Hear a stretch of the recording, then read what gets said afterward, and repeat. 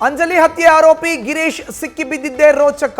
ದಾವಣಗೆರೆಯಲ್ಲಿ ರೈಲಿನಲ್ಲಿ ಪ್ರಯಾಣಿಸುತ್ತಿದ್ದಾಗ ಗಿರೀಶ್ ಸಿಕ್ಕಿಬಿದ್ದಿದ್ದಾನೆ. ಅಂಜಲಿ ಅಂಬಿಗೇರ ಹತ್ಯೆ ಆರೋಪಿ ಗಿರೀಶ್ ಸಿಕ್ಕಿಬಿದ್ದಿದ್ದೇ ರೋಚಕ. ರೈಲಿನಲ್ಲಿ ಪ್ರಯಾಣಿಸುತ್ತಿದ್ದ ವೇಳೆ ದಾವಣಗೆರೆಯಲ್ಲಿ ಗಿರೀಶ್ ಸಿಕ್ಕಿಬಿದ್ದಿದ್ದಾನೆ. ನಿನ್ನೆ ಮಧ್ಯಾಹ್ನ ರೈಲಿನಲ್ಲಿ ಮಹಿಳೆಗೆ ಚಾಕು ಇರಿಯಲು ಯತ್ನವನ್ನ ನಡೆಸಿದ್ದ ಗದಗ ಜಿಲ್ಲೆಯ ಸೊರಟೂರು ಮೂಲದ ಲಕ್ಷ್ಮಿಗೆ ಕೈಗೆ ಗಾಯವಾಗಿತ್ತು. ಇರಿದ ಬಳಿಕ ಭಯದಿಂದ ಆತ ರೈಲಿನಿಂದ ಜಿಗಿದಿದ್ದ. ಅಲ್ಲಿದ್ದ ಸ್ಥಳೀಯರು ಆರೋಪಿಯನ್ನ ಜಿಲ್ಲಾಸ್ಪತ್ರೆಗೆ ರವಾನಿಸಿದ್ರು.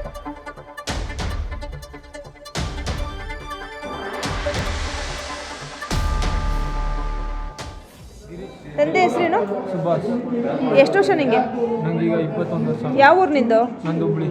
ಎಲ್ಲಿ ಹೋಗ್ಬೇಕಿತ್ತು ನೀನು? ನಾನು ಹುಬ್ಳಿಗೆ ಹೋಗ್ಬೇಕಾಗಿತ್ತು. ಮೈಸೂರು. ಎಲ್ಲಿಂದ ಬಂದೆ ನೀನು? ಹುಬ್ಳಿಂದ ಮೈಸೂರಿಗೆ ಬಂದೆ.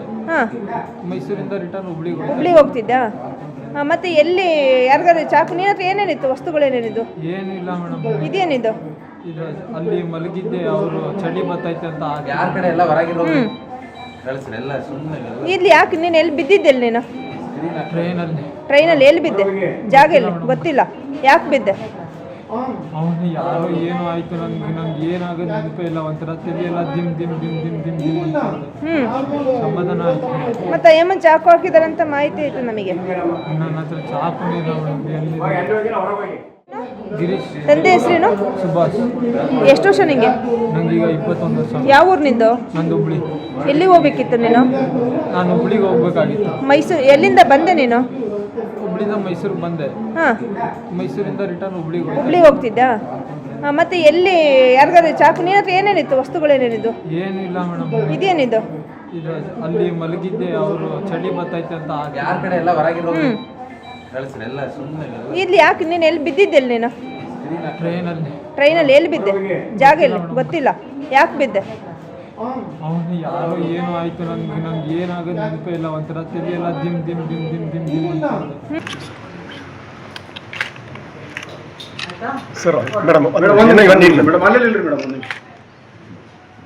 ಅಂಜಲಿ ಹತ್ಯೆ ಆರೋಪಿ ಗಿರೀಶ್ ಈಗ ಪೊಲೀಸರ ಕೈಗೆ ಸಿಕ್ಕಿಬಿದ್ದಿದ್ದಾನೆ. ಆದರೆ ಆತ ಸಿಕ್ಕಿದ್ದೇ ರೋಚಕ. ದಾವಣಗೆರೆಯಲ್ಲಿ ರೈಲಿನಲ್ಲಿ ಪ್ರಯಾಣ ಮಾಡ್ತಿದ್ದಂಥ ವೇಳೆ ಸಿಕ್ಕಿಬಿದ್ದಿದ್ದಾನೆ. ನಿನ್ನೆ ಮಧ್ಯಾಹ್ನ ರೈಲಿನಲ್ಲಿ ಮಹಿಳೆಗೆ ಚಾಕು ಇರಿದಿದ್ದಾನೆ. ಗದಗ ಜಿಲ್ಲೆಯ ಸೊರಟೂರು ಮೂಲದ ಲಕ್ಷ್ಮಿ ಎಂಬುವರ ಕೈಗೆ ಗಾಯವಾಗಿತ್ತು.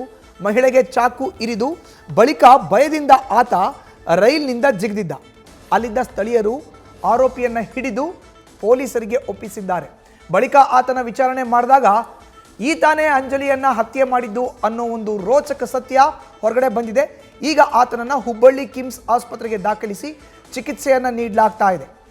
ನಿನ್ನೆ ಮಧ್ಯಾಹ್ನ ರೈಲಿನಲ್ಲಿ ಪ್ರಯಾಣಿಸುತ್ತಿದ್ದಂಥ ವೇಳೆ ಮಹಿಳೆಯೊಬ್ಬರಿಗೆ ಚಾಕುವಿನಿಂದ ಇರಿದಿದ್ದ ಈತ ಗಿರೀಶ್ ಈಗ ಪೊಲೀಸರ ವಶದಲ್ಲಿ ಇದ್ದಾನೆ. ಆತ ಸಿಕ್ಕಿಬಿದ್ದಿದ್ದೇ ರೋಚಕ.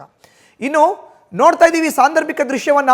ರೈಲಿನಲ್ಲಿ ಪ್ರಯಾಣ ಮಾಡ್ತಿದ್ದಂಥ ವೇಳೆ ಮೊದಲು ಆತ ಮಹಿಳೆಗೆ ಚಾಕುವಿನಿಂದ ಇರಿತಾನೆ. ಅದಾದ ಬಳಿಕ ಚಲಿಸ್ತಿದ್ದಂಥ ರೈಲಿನಿಂದ ಆತ ಕೆಳಗಡೆ ಜಿಗಿತಾನೆ. ಆಗ ಆತನಿಗೆ ಗಾಯ ಆಗುತ್ತೆ. ನೋಡ್ತಾ ಇದ್ದೀವಿ ಮಹಿಳೆಯ ಮೇಲೆ ಚಾಕುವಿನಿಂದ ಇರಿಯಲು ಹೋದಂಥ ಸಾಂದರ್ಭಿಕ ದೃಶ್ಯವನ್ನ.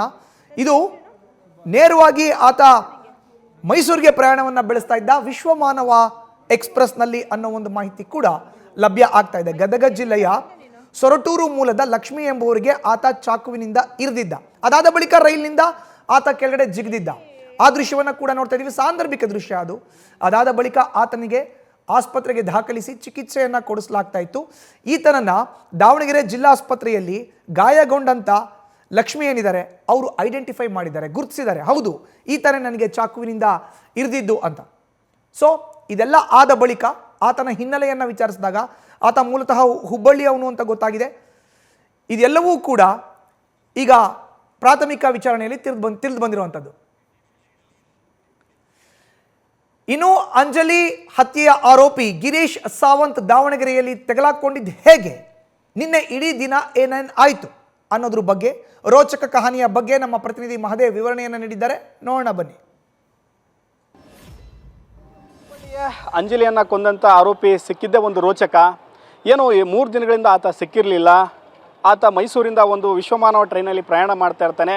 ಇಲ್ಲಿಂದ ಒಂದು ಇಂಟ್ರೆಸ್ಟಿಂಗ್ ಆಗಿ ಆತ ಸಿಕ್ಕಿರೋದು ಒಂದು ತುಂಬ ಇಂಟ್ರೆಸ್ಟಿಂಗ್ ಆಗುತ್ತೆ. ವಿಶ್ವಮಾನವ ಟ್ರೈನಲ್ಲೇ ಮೈಸೂರಿಂದ ಪ್ರಯಾಣವನ್ನು ಮಾಡುವಾಗ ಟ್ರೈನಲ್ಲಿ ಬರ್ತಿದ್ದಂಥ ಒಬ್ಬ ಮಹಿಳೆ ಲಕ್ಷ್ಮಿ ಅನ್ನೋರು, ಅವರು ಗದಗ ಮೂಲದ ಮಹಿಳೆ. ಅವರು ಆ ಮಹಿಳೆ ಜೊತೆ ಒಂದು ಅನುಚಿತ ವರ್ತನೆಯನ್ನು ಮಾಡ್ತಾ ಇರ್ತಾನೆ ಟ್ರೈನಲ್ಲಿ. ಹೀಗಾಗಿ ಆ ಮಹಿಳೆ ಆತನಿಂದ ಅಂತರವನ್ನು ಕಾಯ್ದುಕೊಳ್ಳುವಂಥ ಕೆಲಸವನ್ನು ಮಾಡ್ತಾರೆ.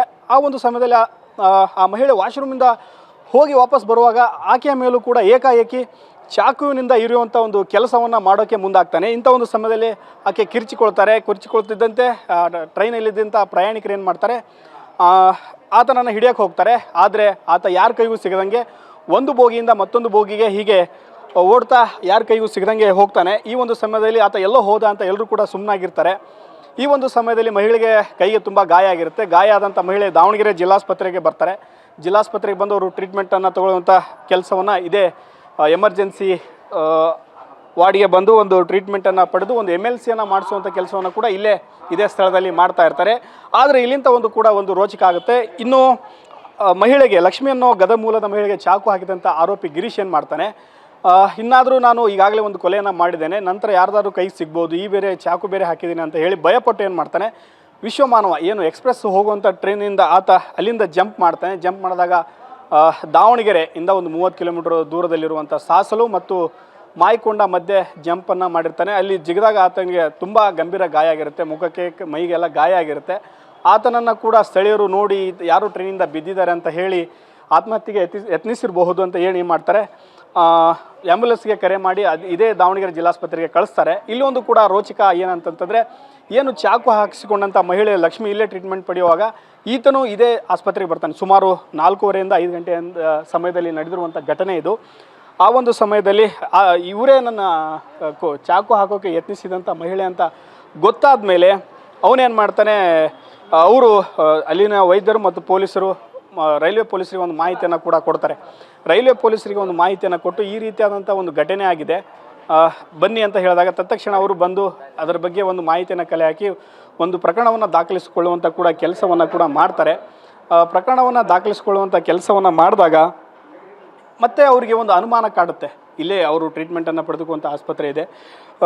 ಏನು ಅನುಮಾನ ಬಂದಾಗ ಈತ ಹುಬ್ಬಳ್ಳಿಯಲ್ಲಿ ಅಂಜಲಿಯನ್ನು ಕೊಲೆ ಮಾಡಿರುವ ಆರೋಪಿ ಥರ ಈತನೂ ಇದಾನಲ್ಲ ಅಂತ ಹೇಳಿ ಅಲ್ಲಿನ ಹುಬ್ಬಳ್ಳಿ ಪೊಲೀಸರಿಗೆ ಒಂದು ಮಾಹಿತಿಯನ್ನು ಕೊಡುವಂಥ ಕೆಲಸವನ್ನು ಮಾಡ್ತಾರೆ. ಮಾಹಿತಿಯನ್ನು ಕೊಟ್ಟಾಗ ಆತನ ಫೋಟೋ ಮತ್ತು ವಿಡಿಯೋವನ್ನು ಅವರಿಗೆ ಕೊಟ್ಟಾಗ ಈತನೇ ಆರೋಪಿ ಅಂತ ಹೇಳಿ ಗುರುತಿಸ್ತಾರೆ. ನಂತರ ಗೊತ್ತಾಗ್ತಿದ್ದಂತೆ ಆತನನ್ನು ಹುಬ್ಬಳ್ಳಿ ಪೊಲೀಸರು ಬಂದು ಕರೆದೊಯ್ದು ಬಂಧಿಸುವಂಥ ಕೆಲಸವನ್ನು ಮಾಡ್ತಾರೆ.